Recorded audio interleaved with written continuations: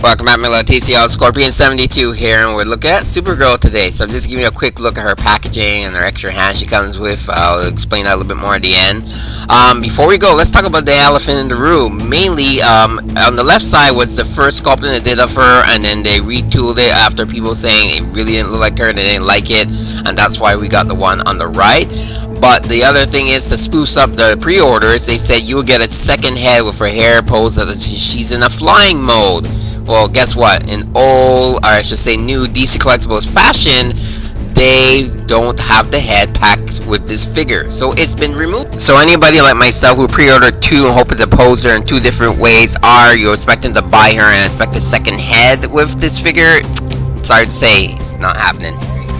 Alright, here we have Supergirl from the Supergirl TV series. I already changed the hands as I explained earlier and stuff. I was saying, just pull it out, put the hand in, pretty easy. But I'm here to tell you about the articulation of this figure. So, the articulation of this figure is really basic, which is kind of a little let down compared to some of the other figures they released. I thought there'd be a little bit more.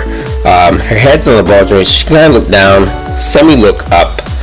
And her hair is really like pliable plastic, so you can actually get a pretty decent pose of her looking upwards and downwards and turning the head from side to side. As I mentioned earlier, that she was supposed to come with an extra head to show in the flying pose, and it seems that they cut that out without saying anything, which seems to be kind of DC Collectibles fashion in the last year or two now.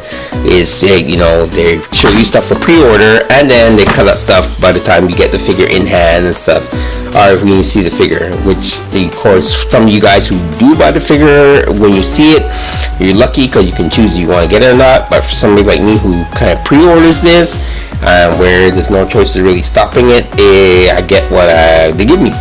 So nevertheless, shoulders on a ball joint. She has swivel here just above the elbow, and she has single joint. It's a single articulation in the elbow.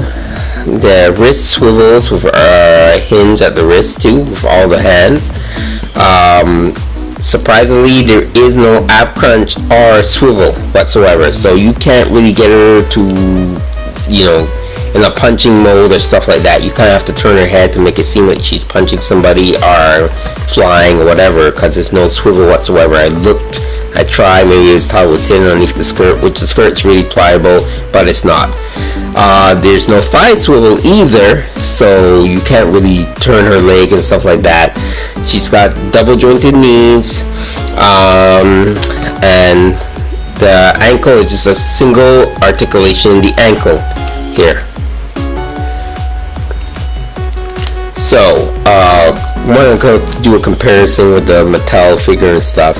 I find really weird is that they could have sculpted the boots to be above the knee so you can hide all this knee articulation and make it more like actually how she is in the TV series, and that's why I thought they were going with this, and it did not. And when you see other figures, especially like the Mattel Wonder Woman figure, where when you bend her leg, the boot falls and stuff like that, it's funny how Mattel managed to do that, and these guys did not manage to think of that part, especially this being the main character.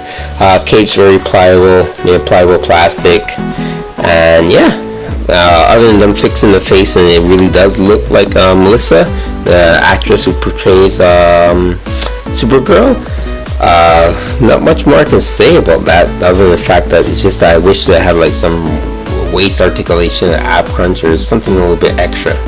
So there you have it. If you're looking for this figure, there's the packaging you should be looking for. It's #1 in this series of Supergirl TV figures. Whether we get any more remains to be seen. With San Diego Comic-Con around the corner, we'll just have to wait and see. Of course, there's other figures in the line, Martian Manhunter being one of them, and then you have the other ones from Arrow, Constantine, Vixen there on the back of the packaging. So overall, it's a really cool figure, not great. Seeing that this is the main character of her own show, I expected a little bit more, but seems that any extra articulation and or the extra head that was promised was taken away from her way too early and soon to really get people hooked on this line, or at least this figure. Oh well, till next time, enjoy your toys and keep playing. Scorpion 72 out.